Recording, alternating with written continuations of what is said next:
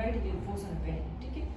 तो आपने right iliac fossa के पेन को किस तरह एलोबरेट करना है, किस तरह आपने डायग्नोज करना है कि आया ये राइट इलियक फोसा पेन है, ये एपेंडिसाइटिस की वजह से है, या ये ओवेरियन सिस्ट की वजह से है, या एक्टोपिक प्रेगनेंसी की वजह से है, या लिम्फेडेनाइटिस की वजह से है चाइल्ड में, या जो है कोई इलियाइटिस की वजह से है, किस वजह से पेन, ठीक है, या कोई कार्सिनोमा से है जिसकी वजह से कॉम्प्लिकेशन हो गई। तो पेन में आपने अब डिफरेंशियल डायग्नोसिस को आप देख रहे हैं ना, पेन तो है राइट इलियक फोसा में पेन है, लेकिन पेन को आपने डायग्नोज करना है कि पेन है कहाँ पे और क्यों है, ठीक है। आपने हिस्ट्री क्या लेनी है अपने पेशेंट से, पहले तो आपने जिस तरह इसने बताया बहुत मज़ेदार बताया कि आपने पेशेंट को आपने पेशेंट की पूरी बायोडाटा लेनी, नाम पूछना है। अब आपने नाम पूछना है ना, तो नाम के लिहाज से भी आप देखेंगे ना, तो एक एक चीज़ की अपनी अपनी सिग्निफिकेंस है, ठीक है। अब फॉर एग्जांपल आप एक इंटरनेशनल लेवल पे जा रहे हों, या कोई ऐसी कंट्री हो जहाँ पे मुस्लिम नॉन मुस्लिम्स और इनकी रेशो ज़्यादा होना, मतलब माइनॉरिटीज़ जो है वो ऐसी हो कि को पता ही ना चले कि मुस्लिम कौन है नॉन मुस्लिम कौन है, तो नाम से तो आपको मुस्लिम नॉन मुस्लिम का पता चल जाएगा, ठीक है। अब इसका भी बहुत सिग्निफिकेंस है कि कुछ डिजीज़ ऐसी हैं जो कि एक स्पेसिफिक रिलीजन में वो ज़्यादा अकर करती है, ठीक है। उसके बाद आपने एज का पूछना है, एज का क्यों पूछना है, एज भी बहुत ज़्यादा इंपॉर्टेंट है, बहुत ज़्यादा इंपॉर्टेंट है एज, क्योंकि जो आपकी फॉर एग्जांपल अब मैंने राइट इलियक फोसा को बताया, तो अब यंग एज में राइट इलियक फोसा पेन है तो आपका डायरेक्ट एपेंडिसाइटिस की तरफ भी जाएगा।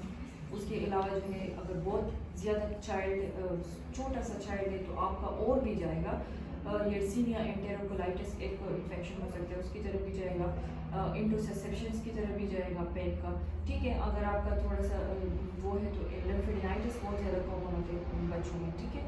उसके अलावा अगर थोड़ा और बड़ा पेशेंट है तो वो आपकी डिफरेंशियल डायग्नोसिस बढ़ती जाएगी। ओल्ड एज है तो ओल्ड एज में कार्सिनोमा की तरफ जाता है, ठीक है। इसके अलावा जो है डायबिटिकुलाइटिस की तरफ जाता है, बच्चों में मेकल्स की तरफ जाता है, यंग फीमेल्स में किस तरफ जाता है, एक्टोपिक प्रेगनेंसी की तरफ जाता है, ओवेरियन सिस्ट की तरफ जाता है, ठीक है। तो आपने एज बहुत ज़्यादा इंपॉर्टेंट है, जेंडर बहुत इंपॉर्टेंट है, हर एक चीज़ की अपनी अपनी सिग्निफिकेंस है, ठीक है।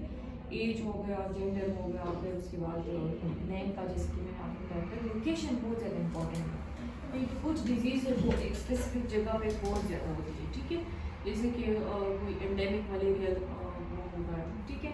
तो इसी तरह लोकेशन भी बहुत इंपॉर्टेंट है, तो आपने ये सारी चीज़ें पूछनी है, एड्रेस ये आपने पूछना है, और इमरजेंसी के थ्रू आए हुए हैं या इलेक्टिव केस के थ्रू आए तो वो भी बहुत ज़्यादा इंपॉर्टेंट है, क्योंकि आपकी जो ट्रीटमेंट प्लान है ना वो चेंज होती रहती है इमरजेंसी और इलेक्टिव केस में, ठीक है।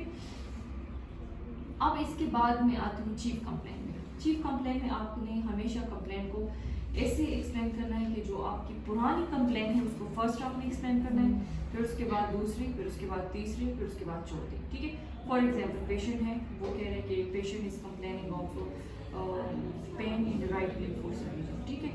अब pain in the right iliac fossa region is for the last 3 days, ठीक है। तो ये 3 days जो है ये फर्स्ट टॉप पे आ गए। अब कह रहे हैं patient is complaining of anorexia, ठीक है, anorexia for the last 2 years 2 days, ठीक है। तो 2 days जो है ये आ गया। अब patient is complaining of vomiting 1 day, ठीक है। तो ये 3 आपने सीक्वेंस में वो आ गया कि पेन है, फिर उसके बाद एनोरेक्सिया है, फिर उसके बाद वोमिटिंग, ठीक है। तो वो आपने उसी तरह सीक्वेंस करना है। वोमिटिंग लास्ट में है तो आपने वो लास्ट में करना है, ठीक है, फर्स्ट सेकेंड थर्ड। अब आपने एलोबरेट करना है। एलोबरेशन का तो आपने बुक्स में भी पढ़ा होगा कि एलोबरेशन आपने किस तरह करनी है। फॉर एग्जाम्पल पेन है, पेन लोकेशन कहाँ पे है, रेडिएट कहाँ पे करती है, नेचर पेन कैसा है, प्रोग्रेशन कैसी है, ठीक है।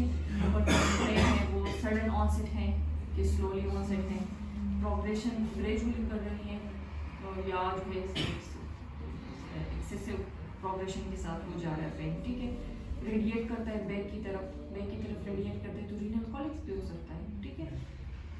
पेरिनियल रीजन की तरफ रेडिएट कर सकते हैं, पीआईडी भी हो सकता है। From the umbilicus to the right iliac fossa appendicitis हो गया, ठीक है। तो वो रेडिएशन अपनी पूछनी है। डिफ्यूज पेन है, एब्डोमेन में डिफ्यूज पेन है तो पेरिटोनाइटिस की तरफ जा सकता है, किसी और पैथोलॉजी की तरफ जा सकता है, या लोकलाइज्ड पेन है, ठीक है। तो ये एलोबरेशन आपने सारे दे दी। फिर एलोबरेशन के बाद आपने नेचर भी कर लिया, ऑनसेट भी कर लिया, ड्यूरेशन भी कर लिया, ये सारे बहुत इंपॉर्टेंट है, ठीक है। कि ये एलोब्रेशन में आ गया, ठीक है। पेन के एलोब्रेशन में अब वोमिटिंग है, वोमिटिंग जो है ब्लडी वोमिटिंग है, येलो कलर वोमिटिंग है, बाइल तो नहीं है, बाइल वोमिटिंग है तो क्या होगा, ऑब्स्ट्रक्शन हो सकती है, ठीक है। ब्लडी वोमिटिंग हो सकता है जैसे, तो उसमें भी आप डिफरेंशियल डायग्नोसिस में जा सकते हैं, ठीक है। बिल्ली कोई वो हो सकती है, अल्सर हो सकता है, गैस्ट्रिक पेप्टिक अल्सर हो सकता है, तो इसमें आप वो कर सकते हैं, ठीक है। थर्ड जो है आप क्लियर फ्लूइड गैस्ट्रोएंटेराइटिस हो सकता है, उसकी वजह से भी अक्सर कॉली की पेन होते हैं और एब्डोमेन, या तो आपने वो स्टमक जो वोमिट है उसके नेचर को एलोब्रेट किया, तो ये आपने सारी चीज़ें एलोब्रेट करी, ठीक है। आप बुक में भी देख लिया आपकी एलोब्रेशन होगी। ये अब मैंने जो है वो इस तरह याद की थी कि फर्स्ट एलोब्रेशन हो गई, ठीक है, फिर उसके बाद डिफरेंशियल डायग्नोसिस पे आ गई, ठीक है। अब डी पे आ गए, डी आर डॉक्टर जिस तरह डी डिफरेंशियल डायग्नोसिस, आर जो है वो रिस्क फैक्टर्स हो गए, ठीक है। अब डिफरेंशियल डायग्नोसिस जो मैंने आपको बताई वो सारी हिस्ट्री आपने पूछनी है, ठीक है। डिफरेंशियल डायग्नोसिस में आपने पूछना है अगर मेल पेशेंट है, राइट लेग फोर्स में पेन है, तो अपने डिफरेंशियल डायग्नोसिस में क्या पूछना है, पेन शात होने से बैक पे तो नहीं जाता पेन, ठीक है, तो उससे क्या हो सकता है, रीनल कोलिक, ठीक है। उसके अलावा आपने पूछना है पेन के साथ जो है अच्छा उसके साथ फीवर है आपको, नोजिया है, फीवर और नोजिया जो है ये अपेंडिसाइटिस के साथ होता है, ठीक है। High grade fever with shivering और पेन जो रिलेट करते हैं बैक साइड पे, तो पाइलोनेफ्राइटिस हो सकता है, ठीक है, मेल में ये जो हो सकता है। उसके अलावा जो है आप और फीमेल्स पे आ गए, ठीक है। फीमेल में आपने पूछना है कि अच्छा आपकी जो पेन है आपका लास्ट मेंस्ट्रुअल साइकिल कब था, मतलब आपकी लास्ट एनएलपी कब थी, वो पूछेंगे। फॉर एग्जांपल वो कहे कि मेरी 14 डेज बैक थी, तो 14 डेज पे ओव्यूलेशन होती है, मिडिल स्मर्च पेन हो गया, ठीक है। इसके अलावा आप पूछेंगे आपकी मेंस पीरियड तो नहीं है, मिस पीरियड हो गई है तो आप एक्टोपिक प्रेगनेंसी के बारे में सोचेंगे, ट्यूबल एक्टोपिक प्रेगनेंसी हो सकती है, ठीक है। फिर उसके बाद आप पूछेंगे उनसे कि अच्छा आपको कोई मेंसेस तो आपकी इरेगुलर नहीं है, अगर इरेगुलर मेंसेस हो, बहुत ज़्यादा लेट आते हो या इरेगुलर हो, तो ओवेरियन सिस्ट हो सकता है, हेटेरोजेनस ओवेरियन सिस्ट हो सकता है, ठीक है। बच्चा हो तो आपने उसमें पूछना है, फॉर एग्जांपल जैसे कि मैंने एंडोसेप्शन को बताया, अच्छा उसको तो कोई वर्ड जेली लाइक स्टूल नहीं आता जैसे कि एंडोसेप्शन में आता है, ठीक है। तो this is called differential diagnosis. तो आपने डिफरेंशियल डायग्नोसिस में सबको एक्सक्लूड करना है, आपकी फाइनल डायग्नोसिस आएगी अपेंडिसाइटिस। ये मैं आपको ऐसी हिस्ट्री बता रही हूँ ना कि जिसपे आप डायरेक्ट जाएंगे कि ये चीज़ है, और ये एक मेच्योर हिस्ट्री है ना, एक तो बच्चों वाली हिस्ट्री बस ये नहीं, एक मेच्योर हिस्ट्री बता रही हूँ, ये आपने इससे पूछा, ठीक है। अब ओल्ड एज में पेशेंट है, राइट लेग फोर्स में पेन है, ठीक है, तो आपने क्या पूछना है, वेट लॉस का पूछना है। वेट लॉस तो नहीं है आपको तो इस तरह नहीं है कि आपका जो है आपके दिल की धड़कन ज़्यादा होती हो, आप जो है थकते हो, और अब ये मैं आ रही इस चीज़ पे मैं आ रही हूँ, ठीक है। आप जो है फिटीग आपको होता हो, आपको दिल की धड़कन ज़्यादा होती हो, आप थोड़ा सा चलो तो आपको थकावट होती है, एनीमिया के साइन है, ठीक है। एनीमिया किस में होता है, sickle carcinoma in the sickle में एनीमिया होता है लेकिन वो पता नहीं चलता, ठीक है। तो उसमें भी आपने एनीमिया को आपका वेट लॉस तो नहीं हुआ, ठीक है, sudden weight loss more than 8 kg weight loss in 6 months is significant, ठीक है। तो वो आप वेट लॉस पूछ लेके, वेट लॉस तो नहीं है, फैमिली हिस्ट्री पूछिए आप कि आपकी फैमिली में किसी को कार्सिनोमास की हिस्ट्री तो नहीं है, ठीक है, क्योंकि वो अच्छा एक और चीज़ जो अपेंडिक्स में हो सकती है वो क्या हो सकती है,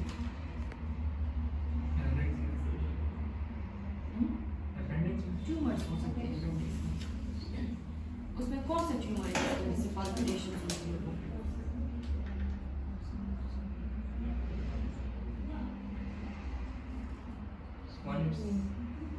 अपेंडिक्स में मोस्ट कॉमन ट्यूमर कौन सा है, कार्सिनोइड्स,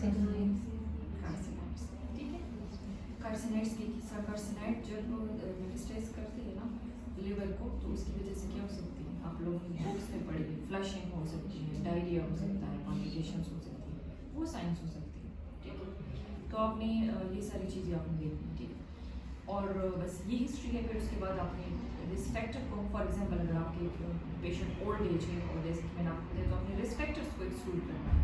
स्मोकिंग तो नहीं करते आप, फैमिली में कोई हिस्ट्री तो नहीं है आपकी, ठीक ठीक है, और रिस्क फैक्टर्स जो है वो आपने एक्सक्लूड करने हैं। और फॉर एग्जांपल अगर आप किसी वॉर्म्स वगैरह बच्चे हैं जिसमें वॉर्म्स हो सकते हैं, स्केलियोसिस हो सकती है, ये चीज़ हो सकती है, तो आपने उसको करना है कि वो प्लेट वगैरह तो नहीं खाते, बच्चे की डाइट कैसी है, ये चीज़ें, वेट तो लॉस नहीं किया, तो आपने सारे रिस्क फैक्टर्स को एक्सक्लूड करना है। ठीक है, सारे रिस्क फैक्टर्स हो गए तो आपने डिफरेंशियल डायग्नोसिस हो गई, रिस्क फैक्टर हो गए, फिर उसके बाद क्या होगा ER, फिर उसके बाद मेटास्टैटिक हिस्ट्री होगी MTI। मेटास्टैटिक हिस्ट्री में ये है कि आपने मतलब अगर फॉर एग्जांपल आपको लगा कि ये जो है आदमी बूढ़ा आदमी है और इसमें कार्सिनोमा के चांसेस है, तो जो गट की कार्सिनोमा है वो कहाँ पे मेटास्टाइज हो सकती है? ओवरीज मेल की बात नहीं कर रही, फीमेल में भी, लेकिन ओवरीज में, हाँ ओवरीज में ज़्यादा स्टमक की जाती है, क्योंकि बर्ड्स जो होते हैं इसमें जो है अगर आप अपेंडिक्स भी जा सकते हैं, ये नहीं है, लेकिन आप हाँ मेटास्टैटिक हिस्ट्री देंगे। मेटास्टैटिक हिस्ट्री क्या होगी? एसाइटिस हो सकती है, डोमिनेंट डिस्टेंशन तो नहीं है आपको, ठीक है, उसके अलावा लिवर सिरोसिस, कोई जॉन्डिस वगैरह तो नहीं है आपको, ठीक है, यहाँ पे कोई मास तो आपको फील नहीं हो रहा, आपको बोन्स पेन तो नहीं हो रहे, गट की बहुत कम जाती है बोन मेटास्टेसिस, लेकिन फिर भी आपको पूछ रहे हैं बोन पेन्स तो आपको नहीं हो रहे, ठीक है, तो आपने ये सारी हिस्ट्री लेनी है। फिर उसके बाद जो है आपकी हिस्ट्री कंप्लीट हो गई, मेटास्टैटिक हिस्ट्री हो गई और साथ में रिस्क फैक्टर्स हो गए, और साथ में जो मैंने आपको बताया ना differential diagnosis, risk factor, metastatic history, फिर है ट्रीटमेंट की, ठीक है। ट्रीटमेंट में ये है कि आपने इसके लिए कोई ट्रीटमेंट तो नहीं की, इसके लिए कोई ट्रीटमेंट तो नहीं की, इसके लिए कोई ट्रीटमेंट ये है कि अगर कोई मास है आपके राइट इलेक्ट्रिक फोसा में, पेन है आपकी ने इसके लिए कोई कोलोनोस्कोपी तो नहीं की, कोई सीटी स्कैन तो नहीं करवाया, कोई ब्लड टेस्ट तो नहीं करवाई, कोई CA लेवल्स तो नहीं करवाए, ठीक है, ये आपने देखने हैं। ब्लड टेस्ट करते हैं CA लेवल्स कार्सिनोमा जो गट की पैथोलॉजी उसमें ज़्यादा होता है, ठीक है, या कोई और ओवेरियन सिस्ट की वगैरह देखते हैं तो उसके लिए CA-125 करते हैं, तो ये आपको देखना है कि उसने कोई टेस्ट वगैरह तो नहीं करवाई, ठीक है, कोलोनोस्कोपी तो नहीं करवाई, मेन इंपॉर्टेंट थी रेडियोलॉजिकल एग्जामिनेशन, जो भी हो, कोई भी CT स्कैन हो गया, एक्सरे हो गई, MRI हो गई, जो भी है उनसे पूछो कि आपने कोई चीज़ तो नहीं करवाई, वो आप मुझे रिपोर्ट्स दिखा सकते हैं, ठीक है, ये आपकी हिस्ट्री में आता है, क्योंकि आप डायग्नोसिस की तरफ जा रहे हैं ना, तो क्या डायग्नोसिस होता है, ठीक है। ट्रीटमेंट हो गया, फिर उसके बाद इन्वेस्टिगेशन, तो इन्वेस्टिगेशन में ये सारे टेस्ट आ गए, और ट्रीटमेंट में ये है कि उसके लिए कोई ट्रीटमेंट तो नहीं किया, उसी फॉर एग्जाम्पल कुछ लोग कहते हैं अपेंडिसाइटिस के पास आते हैं तो आपने इस तरह भी आते हैं कि डॉक्टर साहब हमने इसके लिए हम अपने गांव के डॉक्टर के पास गए तो उसने हमें दवाइयाँ ली थी, लेकिन उससे हमें फ़र्क नहीं पड़ा, ठीक है, अच्छा कौन सी दवाइयाँ ली आपने, ठीक है, तो आप उससे हिस्ट्री लेंगे कि आपने किसी ट्रीटमेंट वगैरह तो इसके लिए नहीं ली, या अगर कोई कार्सिनोमा के लिए हमें कुछ ट्रीटमेंट ली गई थी, इन्वेस्टिगेशन और ट्रीटमेंट इसमें आता है, ठीक है। फिर उसके बाद 3P है past history and personal history, वो आपने उसी तरह 2Ps है, वो आपने उसी तरह पूछनी है, पास्ट हिस्ट्री और पर्सनल हिस्ट्री जिस तरह आप पूछते हैं, ठीक है। 3F है, एक है फैमिली हिस्ट्री, एक है फर्टाइल हिस्ट्री, ठीक है, या फीमेल हिस्ट्री इसको बोलते हैं। फैमिली हिस्ट्री में आपने पूछना है, फैमिली हिस्ट्री में क्या क्या पूछेंगे आपने, उसके पेरेंट्स में किसी को तो कुछ मसला नहीं हुआ, कोई प्रेगनेंसी के चांसेस नहीं है, अपेंडिसाइटिस, कोई और इशूज़ वगैरह तो आपकी फैमिली में नहीं है, ठीक है। Family home history, female history में आपने मेंस्ट्रुअल साइकिल पूछना है, मेनार्की पूछनी है, मेनोपॉज पूछना है, बच्चे पूछने हैं, जिस तरह के गायनी की हिस्ट्री होती है, वो कई जगह में ट्रॉमा हो जाती है, तो क्या हो सकता है, रेक्टस चीज में ट्रॉमा हो सकता है, ठीक है, कोई और वो हो सकती है, तो आपने ट्रॉमा की हिस्ट्री पूछनी है, और लास्ट में आपने पूछना है ट्रीटमेंट। अब ये ट्रीटमेंट जो है वो मतलब और कोई ट्रीटमेंट, और कोई किसी चीज़ के लिए आपने ट्रीटमेंट नहीं की, और कोई बीमारी तो आपको नहीं, ये तो जो पहली ट्रीटमेंट थी वो तो मैं इस लिहाज से बोल रही थी, दूसरी जो ट्रीटमेंट है वो और कोई ट्रीटमेंट तो आपने नहीं की। आप जब ये सारी हिस्ट्री कंपाइल करेंगे, पूछेंगे ना, तो आपको डायरेक्टली पता चल जाएगा पेशेंट को ये, फिर उसके बाद एग्जामिनेशन करेंगे तो आपको फिर 90% पता चल जाएगा, जो 10% है वो आप इन्वेस्टिगेशन से करेंगे, ठीक है। बेस्ट डॉक्टर वो है जो इन्वेस्टिगेशन में डायरेक्ट ना जाए, जो क्लिनिकली पेशेंट को डायग्नोस करे, ठीक है।